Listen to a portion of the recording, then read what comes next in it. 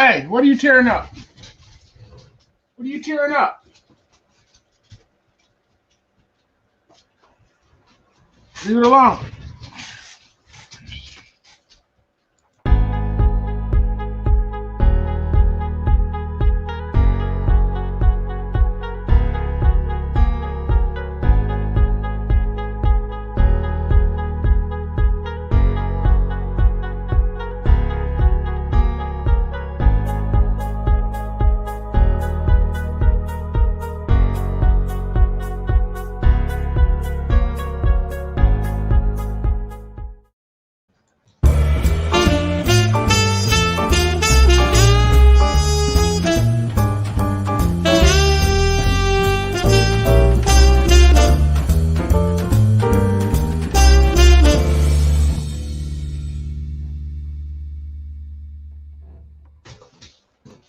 Well, all right.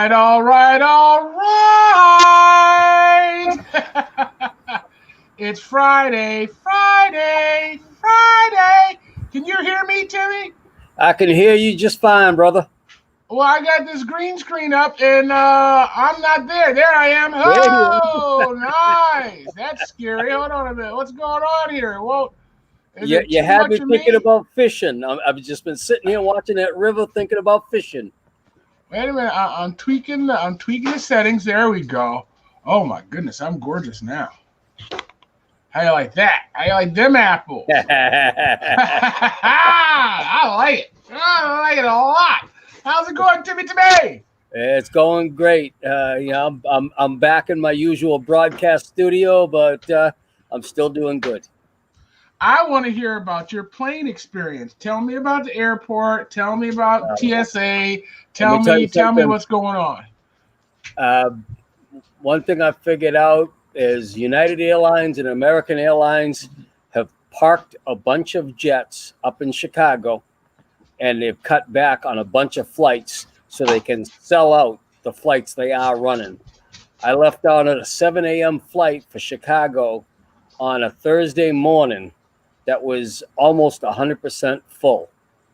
Oh my goodness. Got up to Chicago, and way back in the back corner of O'Hare, there's all these United and American Airline jets parked. The little puddle jumper I was on from Chicago over to Dubuque, Iowa, was almost full. And then coming back, same thing. Puddle jumper from Dubuque to O'Hare was full. And the big jet from O'Hare to Tampa was full. Well, I mean, you expect that, right? That's their goal. That's what they're here to do, you know? Delta and JetBlue are not selling the middle seat. Okay. They're not selling the middle seat, so there is some social distancing going on. Not much, but some. But did you feel comfortable? I mean, did they take your temperature? Did they make you sign an affidavit? But the only thing that they did was to tell me I had to wear a mask 100% of the time in the airport and on their plane, or I was going to be kicked off of all future flights. Oh, nice. I could take my mask off in order to eat. Now, getting on the big planes, they gave us this paper bag with an 8-ounce bottle of water, and on one end it was a pretzel bag, and the other end it was a cookie. You could remove your mask long enough to eat and drink. Other than that, you had to have your mask on, or you were going to be told you couldn't get on another flight. What if you're a slow eater? You know what I mean? It takes me an hour and a half to eat 2 cookies. Well, they didn't say anything about that, because on the flight from Tampa to Chicago, before I realized at the very back of the plane there was some available seats, and talked to the flight attendant about getting moved. The guy sitting to my right in the middle seat basically took his mask off as soon as he got buckled in, and we were probably halfway through the flight before he finally put his mask back on. Interesting. Republican or Democrat? I have no idea. He wasn't wearing a mega hat, was he? No, he wasn't wearing a mega hat. the interesting thing, is I got up to Iowa, and this time, due to vehicle maintenance circumstances, I had to rent a vehicle instead of my buddy driving down to the airport to meet me. So I have a cousin that lives there in Dubuque. I went and found him, and we went out for lunch. And the place that we went out to lunch at, no need to wear a mask from your vehicle into the place.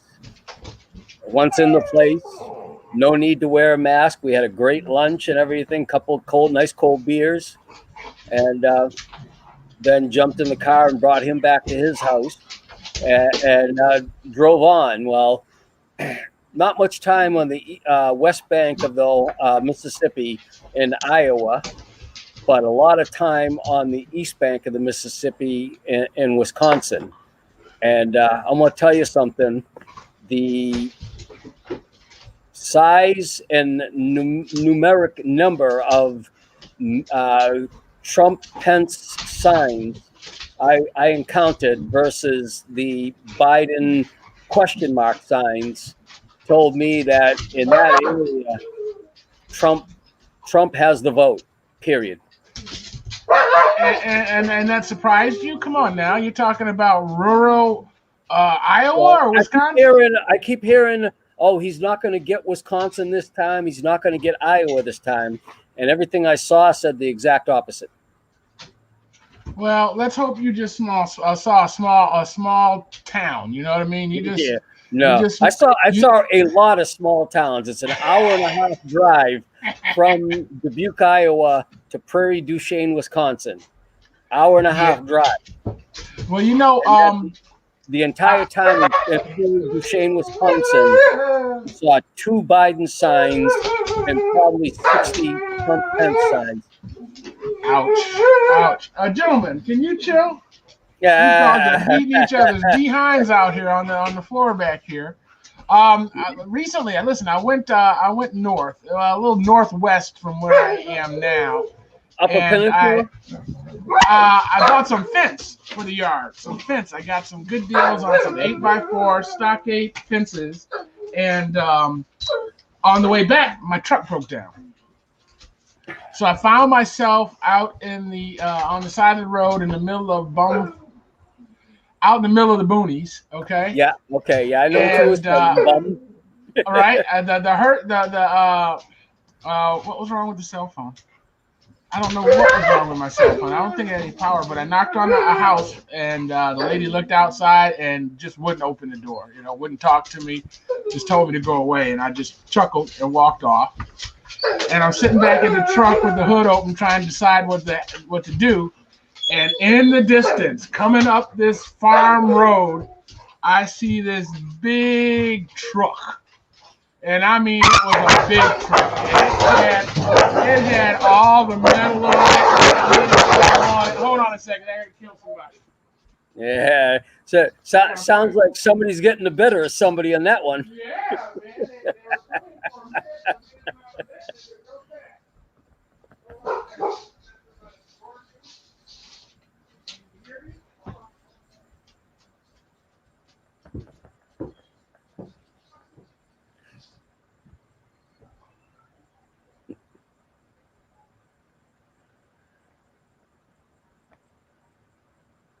I don't know. That almost sounded to me like fight night in the E Club on a Marine base when you get the Navy and the Marine Corps going at it.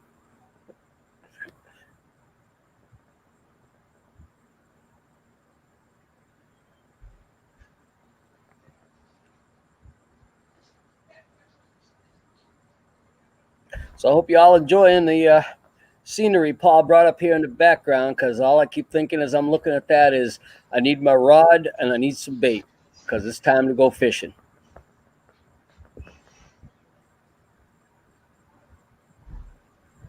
Sorry about that, Timmy. I just left you lurching. Yeah. Like I was saying to the people, what I heard. I'm so sorry, cuz. What I heard going on sounded like a E Club at a Marine Corps base when the Navy and the Marines start going at it. Oh my gosh, they were going at it. I mean, usually they play, Now was that the one of your original dogs and your new dog, or was that your two originals? My original and my new. Both of them are unneutered. Oh, So they yeah. spend the day. You know what time it is, right? You know what they time spend it the is. trade trying to decide who's going to be on bottom in the middle of the minute they decide, they change their minds. you know what time it is, right? I know what time it is. I surely do. It's time to call the vet. Right. Well, I've been having a hard time getting an appointment. Every time I call this place, it just rings and rings and rings and rings. I finally drove by there yesterday, and they had the nerve to put some cafe chairs across the parking lot entrance in the back so you wouldn't go in. And I'm like, oh, I guess that means they're closed. But I pulled around the other side, and there were no chairs. But I'd already passed the entrance, and I didn't have the dogs with me, so it really didn't matter. So where was I on this? Oh! This truck coming down the road. I mean, it's a big truck. It's got all the cattle pushers on it. You know, those big metal grills around the front. It had a big old thing of fog lights across the top. And it had two horns, Timmy. Two giant horns attached to the front hood. Okay? Okay, you're talking bull horns, not air horns. I'm talking, like deer, antelope, antenna, bull horns. Okay. And he passes me, vroom, goes right by. And then he puts on the brakes and he turns around. He says, what's your problem? I said, well, I got battery issues. He whipped around in the gas station, and then I could see the license plate, and it said, Make America Great Again. And I said, this is going to... Oh, shit, it's all over right now. Right. I'm starting to think of how I can leave breadcrumbs. But the guy, nicest guy, old hippie guy, must have been in his 70s, long hair, ponytail, cowboy hat, just as pleasant as he wanted to be. And he gave me his mustache. He gave me a jump and pointed me in the direction to the nearest auto parts store. And here's the deal. I had bought the van, right? And I never, I bought the truck, and I didn't change the battery in the truck, right? Yeah. So the battery was bad, and it wouldn't hold a charge. So after he charged me, I get to the auto place, and it's dead again. So I try to get them to charge me. They don't want. I got another battery at home, right? So I'm not going to buy a $200 battery to get 40 miles away. So they charge me up a little bit, and I make it home. I'm pulling into the driveway, and I have to turn the lights. I'm 3 blocks away from the house, and I've already turned the lights off about 7 blocks ago. I finally get there. I take the battery to the our interstate battery store, and they said, "Dude, this battery is 22 years old."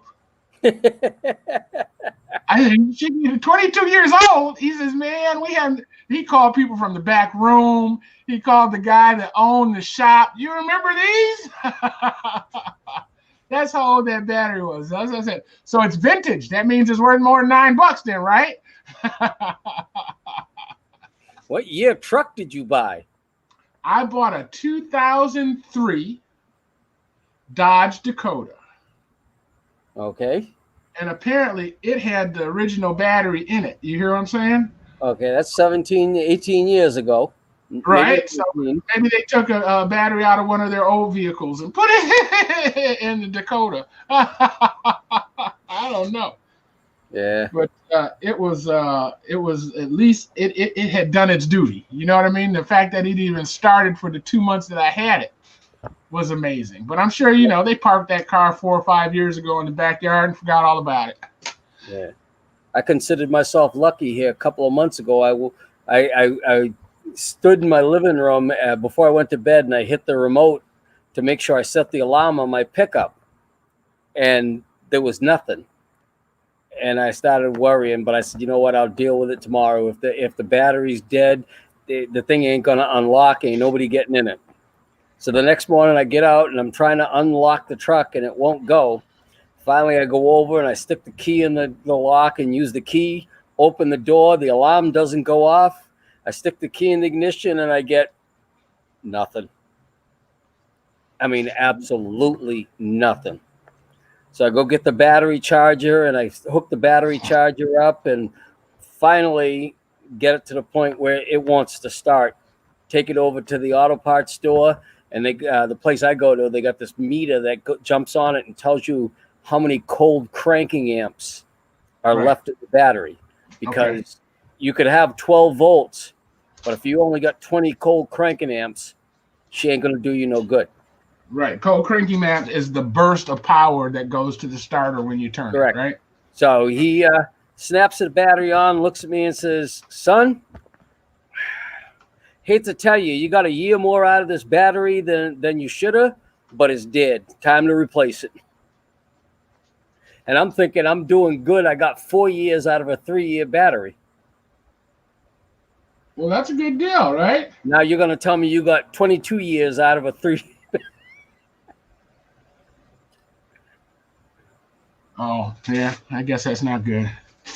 So you got any more trips planned? Or are you homebound for a while?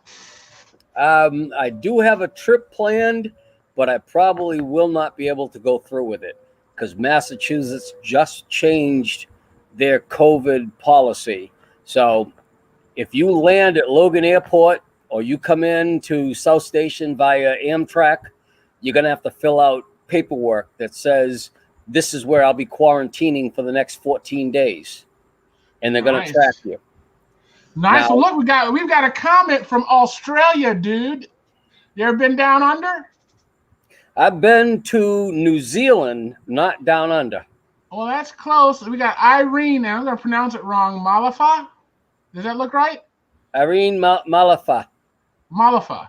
I have no idea what America is doing. We have 5 active corona cases in Queensland, Australia, and they have been all locked.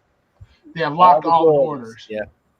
So in my plan to go to Mass, like I said, they changed the COVID restrictions in Massachusetts so that what I thought it read was if you arrive from a state that is on their list, which Florida is, you either had to quarantine in place for 14 days or you had to produce a negative COVID test that was no more than 42 days old, 72 hours old.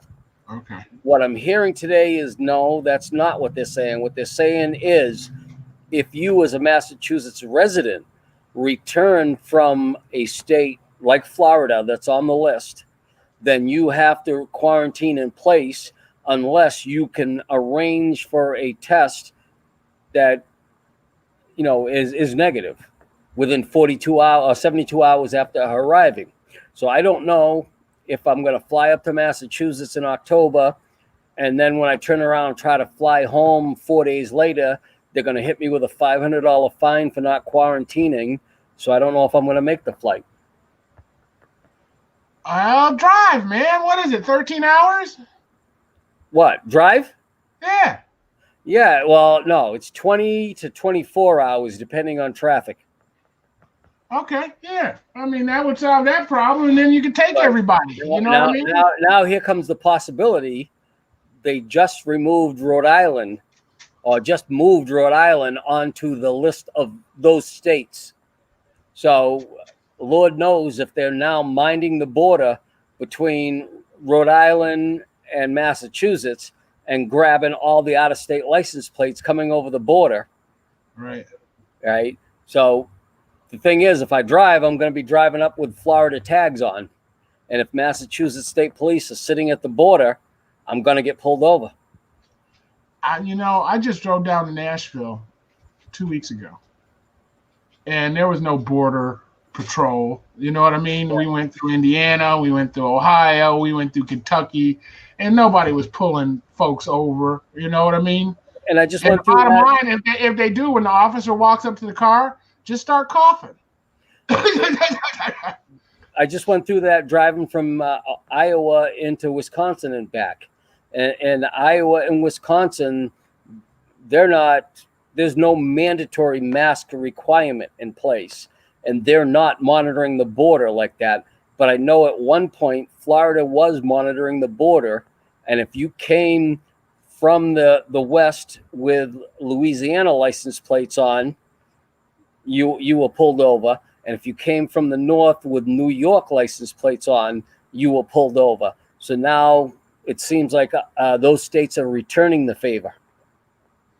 Wow. And when you say pulled over, is that like the instant $500 fine or no? No. That's the state police pulling you over, asking you a bunch of questions, capturing your information, and telling you, okay, when you arrive where you're going, quarantine in place for 14 days. Oh, they could have done that with a big sign over the highway, couldn't they? Well, now they got your data. So, oh, that's true. You know, like a friend of mine was telling me somebody he knows has a vacation home up in Maine, drove from Massachusetts up to Maine, went through a toll booth with an electronic toll transponder, spends a week at his house in Maine, turns around and goes through that toll booth again, heading back to Massachusetts, and he gets home and he's greeted with a $500 fine from the state of Maine because he didn't quarantine in place for 14 days. Nice. Yeah. And I'm going to tell you right now, whether you want to believe it or not, I've seen plenty of articles that convince me it's true. They're following the ping of your cell phone around to see what you're doing. Because, you got that IME number, your electronic serial number on your cell phone, right? And on your license plate, on your driver's license now. Well, it doesn't even matter. The thing is, with your cell phone, right, you register with a tower. That's how the somebody can dial your cell number and find you no matter where you are in the world, because your electronic serial number of your phone is tied to your phone number, and you register with a tower. They're using your cell phone registering with a tower to track your travel habits. Makes sense. Yep. I mean, that's why they got the enhanced licenses. You know what I mean? It's amazing. I was told that, they haven't enabled yet is they haven't enabled the contact tracing part. But if you look at your cell phone, if you got an Apple, it's going to be, I forget what it's under in settings. If you've got a Android, it's under settings Google, but the setup is already in place on your cell phone to turn on contact tracing. Right. If you get a positive COVID test, then you're supposed to turn that on to help them contact the people you've been in contact with. Yeah. So it's already been. Hey, man, it's better than making that herpes call in the 80s. You know what I mean? Yeah. The killer part is when they did, when back in the late spring, when I got an update to my phone, ever since then, I've been having a problem staying associated with the tower.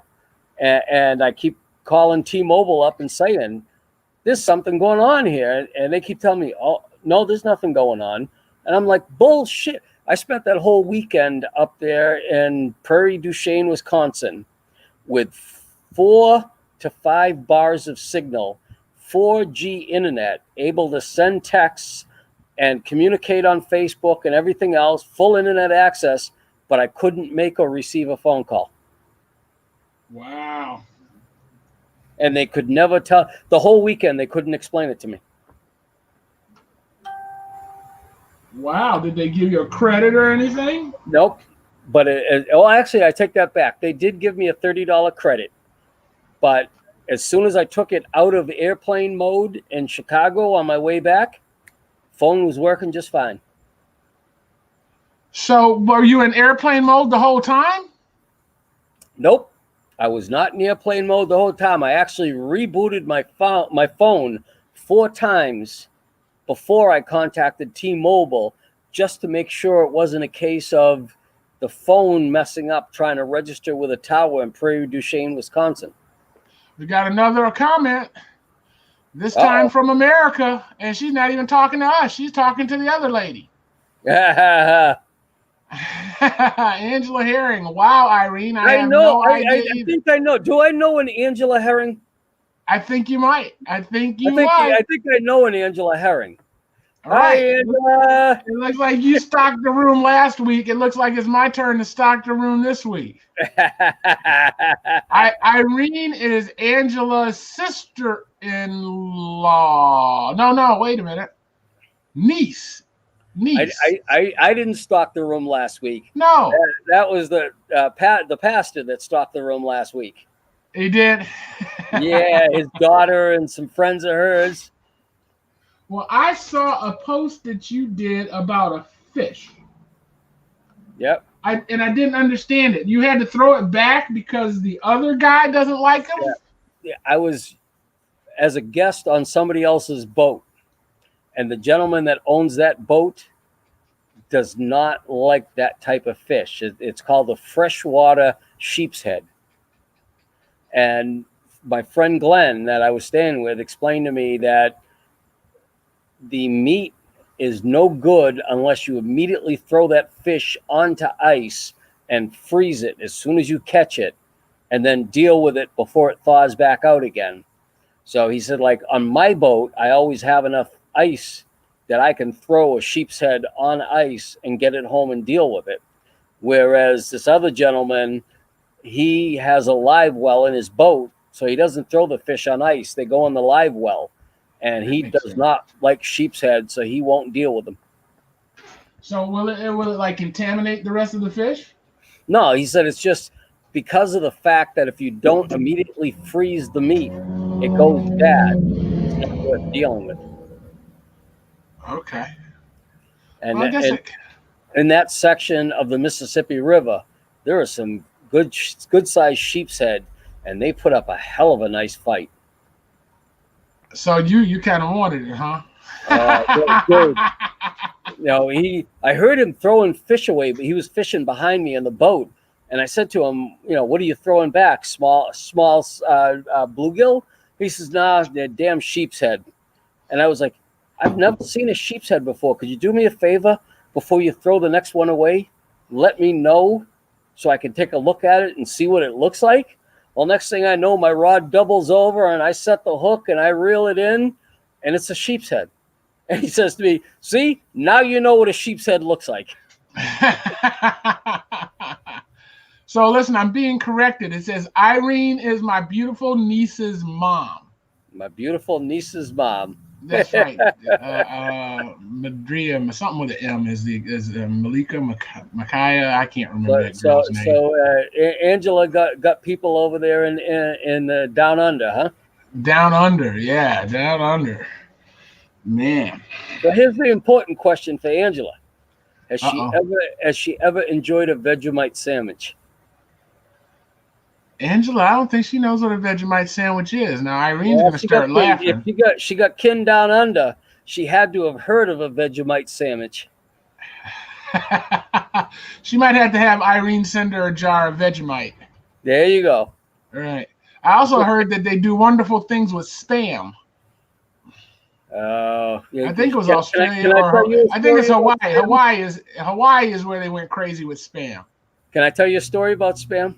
I don't want to hear it. And this was one that was shared over the weekend. My buddy Glenn that I went to go visit up in Wisconsin, he and I met in the Marine Corps 40 years ago at Cherry Point, North Carolina.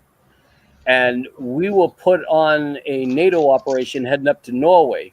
So we both on this same ship, and me, I'm just a dumb truck driver. So when they said to me, you're going to be assigned to moving stuff from the ships up to the base so we can feed you guys, I'm hauling steaks, I'm hauling chicken, I'm hauling all this food and thinking, oh, we gonna eat good, right? For that whole 15 days, breakfast and lunch every day was Spam. Spam meatloaf, Spam loaf, fried Spam, chopped Spam, scrambled eggs, and everything. And Glenn and I were laughing about it again, as we usually do when we get together, about how after 15 days of eating Spam twice a day, we didn't eat Spam for months. Me, it was probably closer to 2 years after getting off of that operation in Norway before I ate another piece of Spam. Well, Timmy, where was the steak and the chicken going to, baby?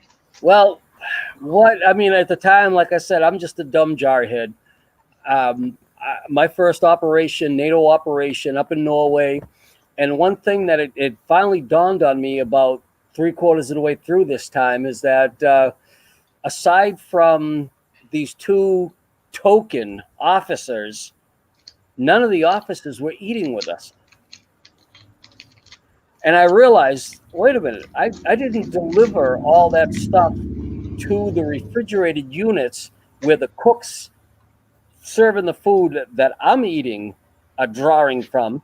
I delivered all the steaks and the chicken and the good stuff to refrigerated units on the other side of the Norwegian Air Force Base, which lo and behold was where all the officers were eating. Hey, Irene, what's in Vegemite? What is it made out of? Irene says, yuck. Vegemite is disgusting. She's the first honest Australian I've run in then, because most Australians tell me how great Vegemite is.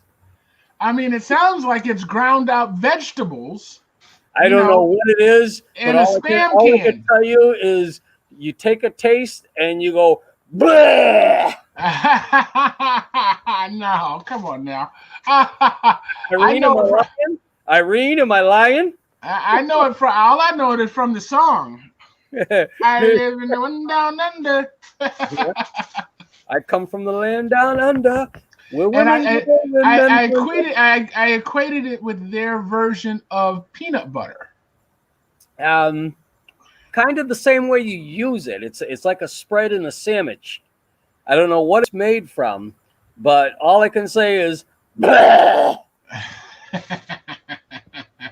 might have to order some over the internet just so I can say that I had it. Irene, she says, I don't know. Irene, can you hook Uncle Paul up, Irene? She says, I don't know. It's salty. I mean, is it like anchovies? I like me some anchovies now, Irene. She says, you ain't lying, Timmy. It's a birth mission. Irene, you got to hook Uncle Paul up because he's curious. I am. Matter of fact, I'm going to look it up here. VEGIMITESANSAND. Vegemite sandwich. Let's see what we got here. And see if they let me. Ooh, how to make a Vegemite sandwich, and it takes 4 minutes to show us. Hold on a second. Let me share it up here. Let's see what we got. Application window, Chrome. Oh, that's me and you. Hold on, Chrome tab. There we go. Yep. And that's what Vegemite eating makes you look like. Solid and strong.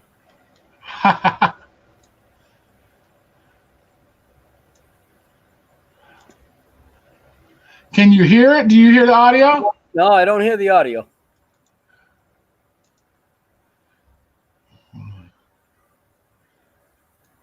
Oh my goodness. Hold on. I'm taking it off so I can see if I can tell it to use the audio.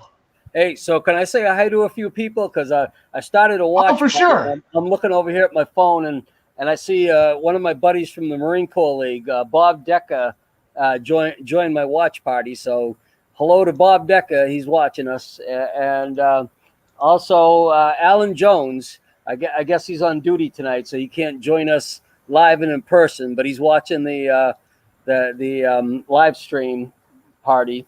And Christine Northerner Perez. Christine Perez is a friend of mine from church. Her and her husband, good people. Okay, Greg's Kitchen is. I'm gonna kind of translate it for you, but he's trying to make Vegemite. White bread. Nice and soft and squishy. A truckload of butter. That's not butter. That's margarine. And then the Vegemite. So it looks like that hazelnut.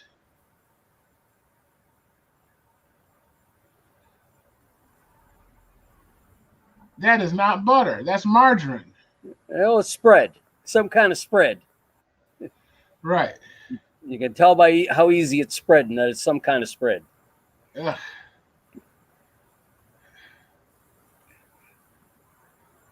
Then he's going to go ahead and put that Vegemite on, and it's going to look so appetizing. It's only one piece of bread. The hell is that? Now he's going to go spread the Vegemite on, and it's going to look so appetizing. Is that all you need? That's more than what you need. Just a tiny bit, he said. A tiny bit. I'm thinking it ain't like peanut butter. No. That's about all the most people can deal with. Wow. See, I would have messed up. I'd have put it on like peanut butter and killed myself. All I got to say is, bleh! Oh, goodness. Oh. But I got to give Irene credit, because most people I know from down under will tell you how great it is, and it's the best thing in the world you'll ever eat. Look at there. He's got it on his nose.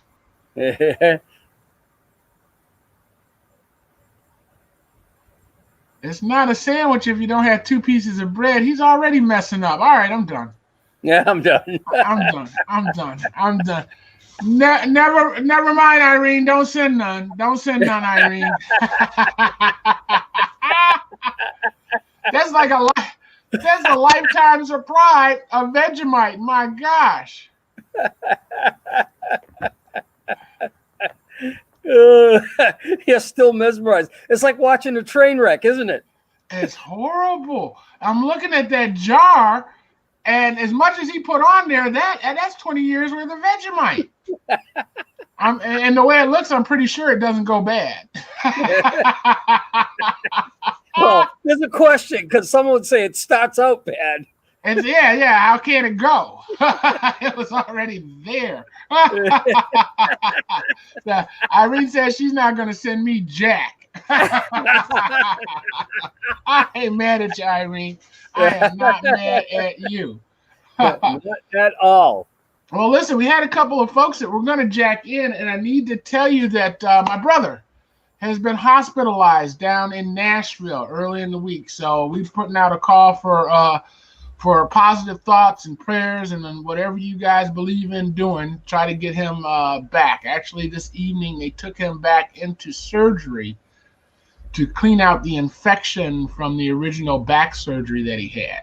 Ouch. All right. Yeah. Yeah. So my phone's been ringing off the hooks with doctors trying to tell me strange stuff. It is such a racket, Timmy. It is such a racket. This way you're in my prayers.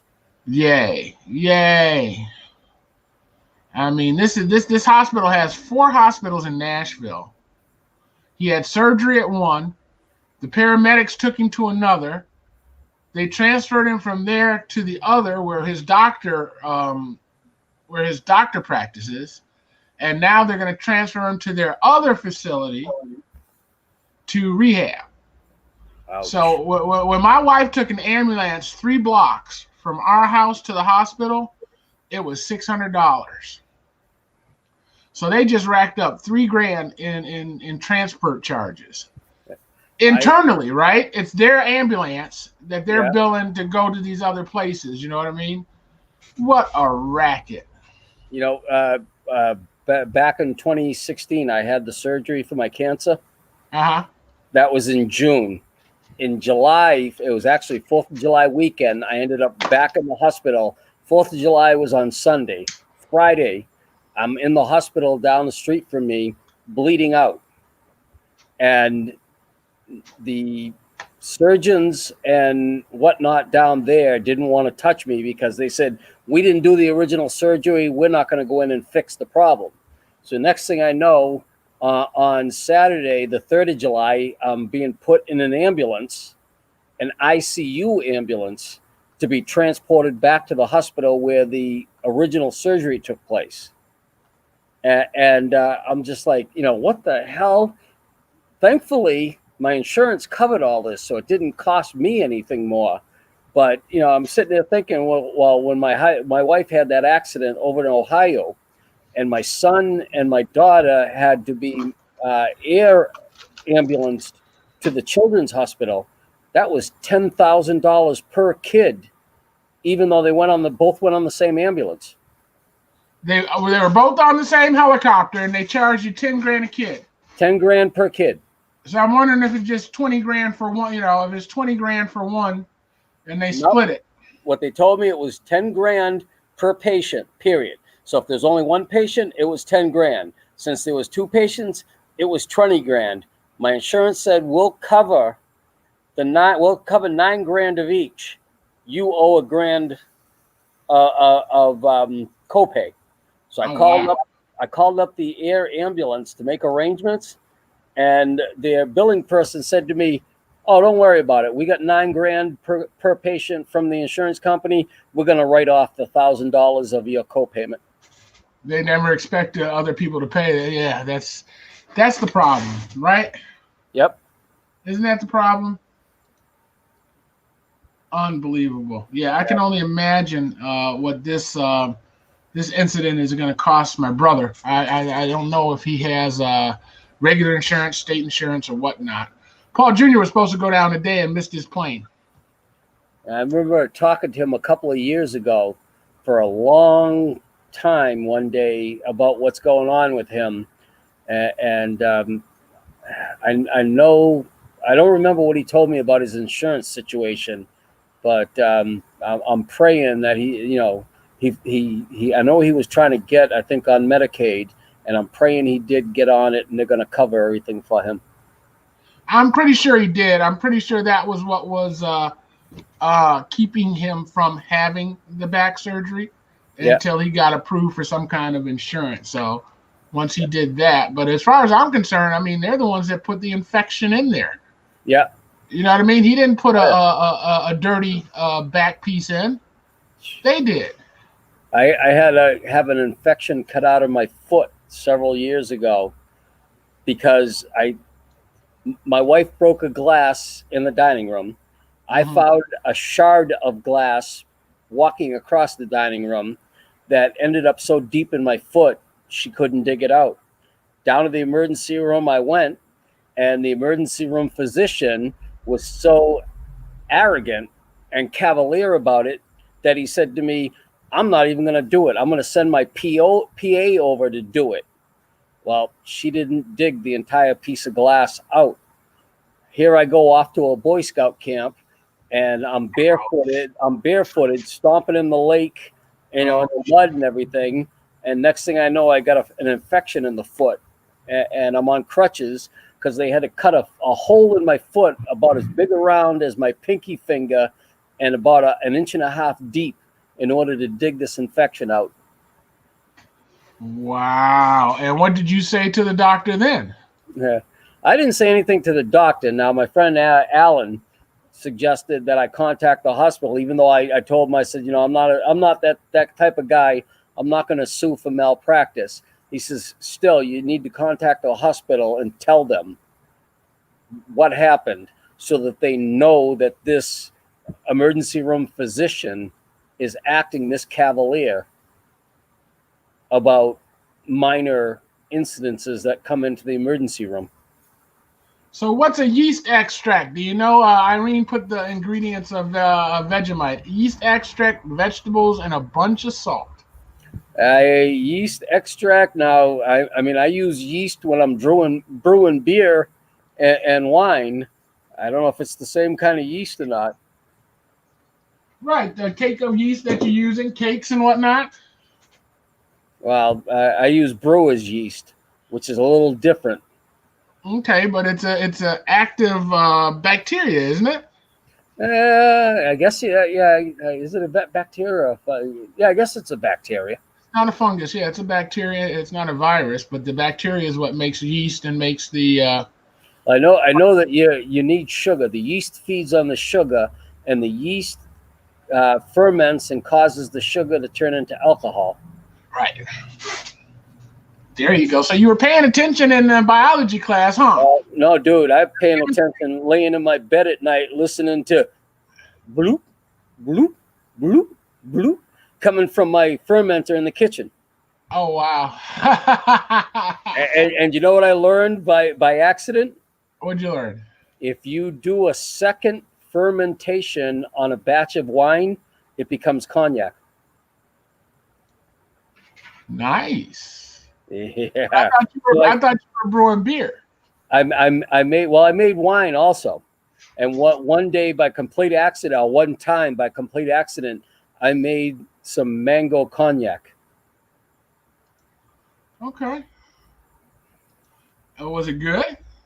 Let me tell you, you get lit. You get lit.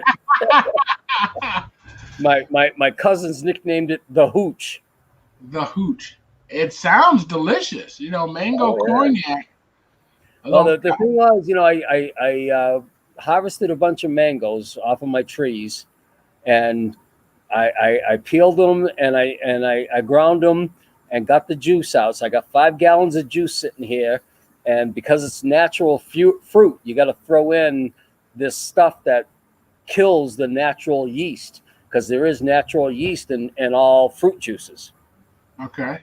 So then, the next step is to throw the spectrometer in and figure out, how much sugar is in there, so you can add the sugar to get to the right specificity to turn sugar into alcohol.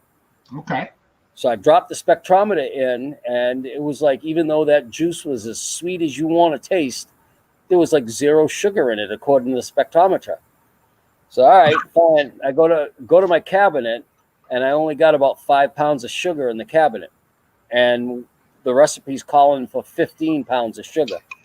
15 pounds? Yeah, I thought, okay, I'll throw the 5 pounds in, dissolve it, get the fermentation started, go get another 10 pounds of sugar, come back and throw that in. Yeah, that's how you create cognac.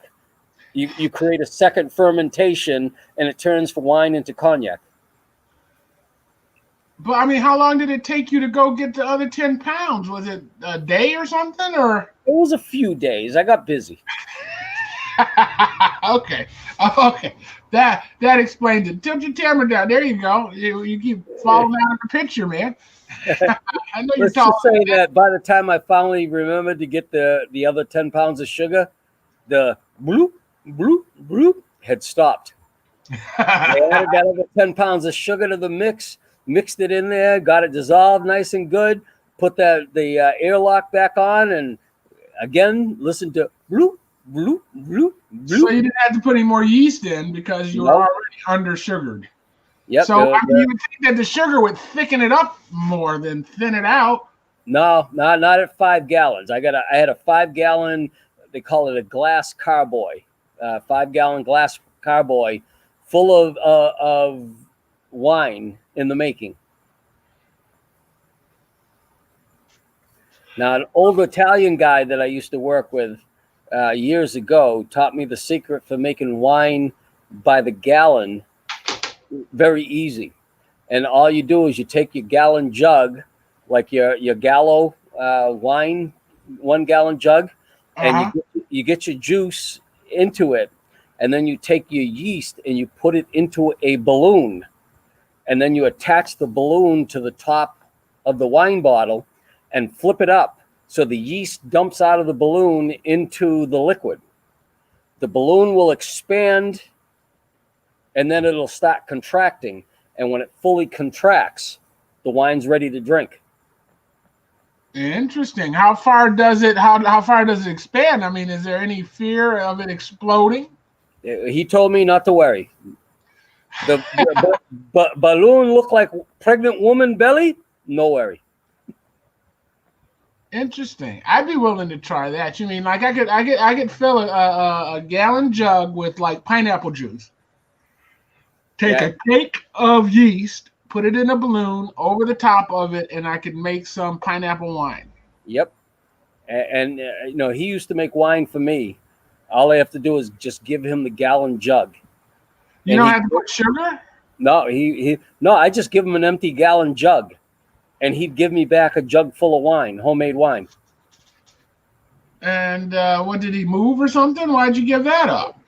because the company, I quit working for the company. Okay. Moved on, and then I lost track of him. Sounds like that was a mistake, Timmy. Sounds like that was a mistake. Well, I was 16 years old at the time. You know, we make mistakes. 16 years old. Oh my Yeah. goodness. You remember in North Scituate Center, the place South Shore Publishing? Yeah. Yeah, that's where I was working at, and that's where he worked at. Oh wow. But he was in Scituate. So I mean, there ain't but 10 people in Scituate. You should have been easy enough to find him. Dude, I drove through a town called Potosi, Wisconsin. Potosi, Potosi, Wisconsin. Population 187 people. I bet it's tough to get a date on a Friday night. One building housed the entire school system from pre-K through 12th grade and the school administration. And I bet you it was like super high tech, or was it a storage container?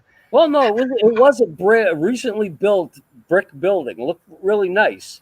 But I'm sitting there and I'm looking at this and I'm like, my graduating class was over 300 people at Scituate High. The graduating class, not the entire student body of Scituate High. We had 5,000 kids in my school. All right. And this town is half that size total population. Total population. And they're probably all related. You know, it's probably 3 families with 50 folks each, you know what I mean? And then 2 extra relatives that visit from the big city. You ever see that movie Twister? Yes. Okay. So you know the one scene where they're trying to catch up with the tornado, and they drive by the farm tractor dealership, and there's all these farm tractor equipment, and all of a sudden the tornado starts whipping all this stuff around. That's the whole movie, Tim. Yeah, I remember. Well, I'm driving through this town, and it was like I was in the scene of that movie before the tornado hit the farm tractor place. The farm tractor place is there with all these big corn binders and all kind of other equipment there, and I'm like, right there on the side of the road, not like the dealership I would expect to see, but in the front of somebody's farm on the side of the road, like in that movie Twister. Right. That's the best dealership a John Deere can have, man, is right on the farmer's field. Don't get no better than that. And, you know, where would you put a dealership? Next to the school? Yeah. I was highly surprised. I got into Prairie du Chien, Wisconsin, and I found an NPR radio station. Oh, wow. So the whole weekend I'm driving around Prairie du Chien, I'm listening to NPR. On Monday morning, I'm heading back to Dubuque. I get about a half an hour outside of Prairie du Chien, and all I got is static. Wow. So you think you were like the only one listening to NPR? NPR is too liberal for all those Trump signs. I got the feeling that other people listen to that NPR station besides me. Really? With all the Trump pin signs you saw? Yeah. I don't know, Timmy. That doesn't wash. I can't see Trump Pence folks listening to NPR. That would just you're looking at one. And it doesn't crawl your skin when they talk about all the stuff they talk about? No, because you know what? If you're going to call yourself getting fully educated, you got to listen to all sides of a story. Well, yeah, so that's what I call myself doing when I listen to Rush Limbaugh. But I say, I got to listen to all sides of a story so that I know when I make my decision, I'm making my decision based upon my understanding of the facts, not what that news reporter over there just tried to convince me of. But Timmy, now that I know you can't be on the show anymore. Bye. I can't support Red Hatters. I just can't give them a platform, man. I should have known with that sweatshirt on you were leaning that way. Oh my goodness. You know, I've actually, in the last couple of months, I've been told twice I ain't black. Ooh, well, you're not. You're Portuguese. I'm black. Okay. Wait a minute. Wait. I can show you my lineage right into the Congo. Aren't you Cape Verdean? Or, I mean, I'm not Portuguese, but Cape Verdean? You got to understand that the Cape Verdean nationality is African slaves in the beginning. The Portuguese found the Cape Verde Islands. They claim that the islands were uninhabited, so they popped over to the Congo and started picking up slaves to come over and farm the plantations they were creating. So Cape Verdean, the language, is actually a bastardization of Portuguese and Spanish that the slaves created so they could speak and the master couldn't understand them, but they could understand the master. It used to always amaze me that my grandparents and my parents could go to a Portuguese church service and 100% understand the Portuguese being spoken at the church service, when I knew Portuguese couldn't understand the Cape Verdean language until I was taught that fact, that the Cape Verdean language was created from the Portuguese language. All right, so was it? I love this history lesson. So Cape Verde was a slavery stronghold. It was a user and not a transport hub. It was used as a holding space for slaves heading to the United States, but it was also used by the Portuguese as a farming plantation. The islands, they created plantations to try to grow vegetation and plants on those islands, and they used African slaves as their farmhands. No, wait a minute. Portugal is on the continent of Africa, isn't it? No, Portugal is up near Spain and Europe. Portuguese are considered Caucasian. So imagine looking at the color of my skin. Until 1975, I was told to report my ethnic background as Caucasian. And what happened? I used to look at my skin and go to my father, how the hell am I Caucasian? Well, because you're considered Portuguese, and Portuguese are Caucasian. But why wouldn't you? Cape Verdean, the nation of Cape Verde, right, did not exist until 1974. Oh, okay. So they just lumped you guys all in with Portugal. Because we were a Portuguese colony until 1974. Huh. So yes, there is slaves in my background. Yes, I can trace the last name Bulu, B-U-L-U, there is a Bulu tribe, a Bulu people from the Fang tribe in the Congo. All right, you see what Angie had to say to you? Can you read that? You're in the Tim, no problem with you being Republican, Trump supporter. Well, that's a whole nother. Angie, I am what I am, and I make no apologies for it. Oh my God, we gotta talk. You know, Paul. You know the funniest thing, Paul, was when I first got back home out of the Marine Corps. I don't know if you ever met my friend Liz at the. She lived over on Country Way. Actually, no, you had already moved on by the time she came back from New York. So my friend Liz, her parents knew my mother well, because they were all activist Democrats in politics. I think I remember Liz. Long black hair, pasty white girl. Yep, okay. Yep. So dark bushy eyebrows. Yep. Okay. So one day I'm having dinner over at her house, and her parents are up visiting.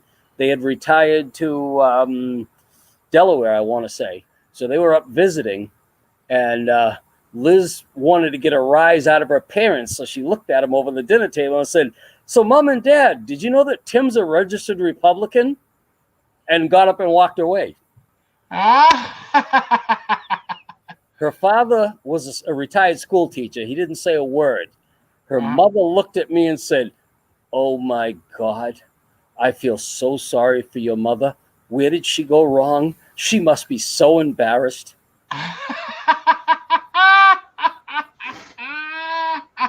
So for your mother's sake, Timmy, reconsider. I'm with Angie. You can be a Republican all day. You just can't be a Trump supporter. I can't. Well, the thing is, I cannot be a Joe Biden supporter. I cannot. There is just no way that I can be a Joe Biden supporter. But you would pick Trump over Joe Biden? Yes, sir. Really? Lesser of two evils. Lesser of two evils, yes. Oh, my God. And you know the major number one reason why? Because Pence is running the government and Trump is really just the puppet in the front? Because Joe Biden has been in Washington, D.C. for 40 years. And in 40 years, all of these things that he says now are problems he has just recognized and he's going to fix if elected have been problems for 40 years. So he has had the time and the ability to do something to fix these problems, and he's done jack shit. Well, yeah, but your boy said he was going to fix the wall and he was going to kick out all the Mexicans, and he said he's had 3 years. And he's had 3 years. And he's going to shoot had people 3 out in years. New York City. Joe Biden has had 4 years. There were good people on both sides. Tell me something. Has the institutional racism existed for just 3 years or 40 years or more? It has been accelerated as far as the military and the police in the last 4 years. No, it's been there. It's been there. It's been accelerated. All I say to people that want to tell me that is go back and listen to Rick James from 1980, Mr. Policeman. Listen to that song. Well, yeah, we can listen to NWA too. I'm not saying that it didn't exist, Timmy. The problems existed, and you know, we just hearing more about it now because everybody's got a video. Our president has given permission for people to be dickheads. Listen, you got to say goodbye, and I'm not doing this because you're a Republican. We're out of time, and you need to say goodbye to people and give out your address so we know where to hit the bombs. All I'm going to say, people, educate yourself, make up your own mind, register, vote. Whether you agree with me or you don't agree with me, vote. Make sure you vote. All right. Well, then, but first, we've got to make sure that we lay disparages on the voting results and that we take over the post office and make it impossible for people to vote by absentee ballot. And then we need to say in all the media that this election results are going to be skewed because I know they're messing with the elections. And we need to do that all in advance so that when we do win in November, we can say that it was stolen from us. Okay. That said, the thing is that you got to make sure that you get your ballot back in the mail as fast as possible. Because if you look at New York and tell me New York is a Republican-run bastion, and we're going to have an argument, New York City should be proof positive that even in a Democrat-run city, you can have problems with mail-in balloting. Don't take your time. You can. When the president is messing with the post office, everybody's going to have problems. No, you know what the biggest problem in New York is? You know what the biggest problem has been? Because they don't stamp timestamp pre-stamped items. So all these ballots went out with postage prepaid returned. They don't get stamped by the post office. So they arrive at the election office, but the election office can't tell whether they came in on time or not. That's been the biggest problem. So they've been throwing out ballots saying, I don't think this came in on time. Timmy, that's why I'm saying get it back ASAP. So there is no doubt, because the other thing they're talking about now is if there is any doubt about the signature, they're going to pull that ballot and put it to the side and then try to contact you to validate the signature. Well, it's not going to matter anyway, Timmy. The Electoral College is going to decide, and he's already but the Electoral College decides based upon the popular vote. No, they don't. No, they don't, Timmy. No, they don't. No, they don't, Timmy. They do. They do. Look at the numbers. Look at the numbers in the last election. No. See, you're talking about the popular vote of the entire country. I'm talking about the popular vote of a state. What the hell are they supposed to do? The state or the country? It's a national election. The state. The election. If you look at the laws, it is written that the Electoral College allocates based upon the popular vote of the state. So if a Republican wins that state, and Idaho has 4. How do you explain that? With 7 million people, California has 54, and California has 54. All right, I'm over time, and I can't mess with you. But this conversation will be continued. You hear me? Get your votes in. Get your ballot in early. Don't hesitate. I'm gonna get your mom on the show next week so we can talk some sense. And the census. I don't know why people are delaying on the census. Fill in the census. Get it back. I agree. Get it done. All right, guys. Listen, you've been watching Eclectic Ramblings right here on Spectacletv TV, also on Fact Channel 17 right here in Flint, and you might be listening on WFOV 92.1 LPFM Flint. Hey, if you want to do what we're doing, having a good time, making enemies, making friends, all good stuff, we want you to too. We're determined to make a difference, and we need you to too. 810-239-2901. That's 810-239-2901. Check us out on Facebook. Check us out on YouTube. You could be famous like me, right? Or like Tim. Wait a minute, where's Tim? Right here. Tim in his backyard TV studio, made just for us. All right, guys, remember, enjoy the life you're living, just until you can live the life you'll enjoy. All right, I'm looking for it. Man, one of these days I'm going to be so cool and get this done.